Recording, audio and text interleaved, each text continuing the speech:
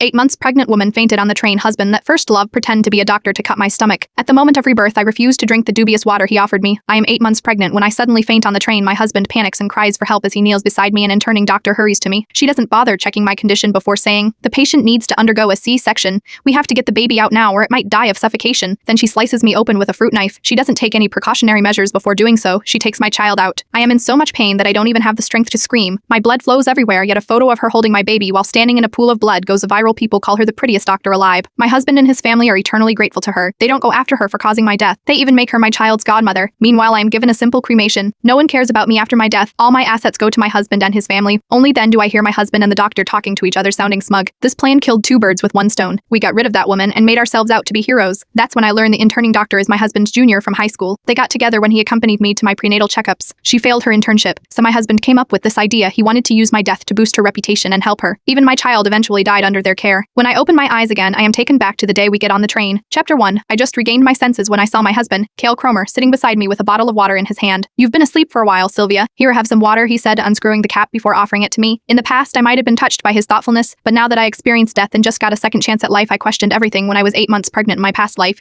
Kyle abruptly insisted on taking me back to his hometown to give birth. He claimed his mother could take care of me and forced me onto a high-speed train that would take 7 to 8 hours. I refused at first, but he punished me with a week of silent treatment, heavily pregnant and left alone without anyone to rely on. I eventually caved, yet not long after we boarded the train, I suddenly lost consciousness and didn't wake up no matter how hard Kyle tried to rouse me. Instead of asking the train attendant for help, he yelled for assistance at the top of his lungs. It just so happened that Stella Gibson was sitting a few rows ahead the moment she heard the commotion. She stood up without a proper examination. She glanced at me and declared, "I am an OB-GYN. We have to perform an emergency section immediately, or the baby could suffocate." With no disinfection or sterilization, she took a paring knife and sliced open my belly. Blood gushed out, drenching everything around me. Even though my eyes were closed and my body was unresponsive, I was fully conscious. I felt every bit of the pain. I felt her hands digging around inside my abdomen. I wanted to scream, but no sound came out. The air around us was thick with tension as everyone held their breath. Finally, Stella pulled the baby out. The umbilical cord still connected us, but she barely spared it a glance before cutting it carelessly and raising the baby high above her head. Standing in a pool of blood wreathed in light, she looked like an angel who descended to earth. The baby's cries were filled with pain, but the bystanders mistook them for the strong, healthy wails of a newborn and were moved to tears. Voices of admiration rang out from all directions. "She's an angel in white. She just saved a young life. Oh my goodness, this is so moving. I need to film this. Listen to that cry. It's the sound of life itself." Kyle stood beside her, holding onto her hands, thanking her endlessly. Not a single person spared me a glance as I lay sprawled on the ground, my belly split open. I bled until death finally claimed me. Later, the photo of Stella lifting the baby high above her head went viral. She earned the title of the most beautiful doctor and was offered the position of a guest physician at a top hospital. Chapter 2. The Cromer family expressed their endless gratitude to Stella, assuring her she bore no blame for my death. They even dedicated a commemorative plaque to her and had my child acknowledge her as his godmother. Meanwhile, my body was rushed through cremation, going unnoticed and unmourned. Every asset I owned ended up in the Cromer's hands. That was when I learned that Stella was Kyle's high school junior and his first love.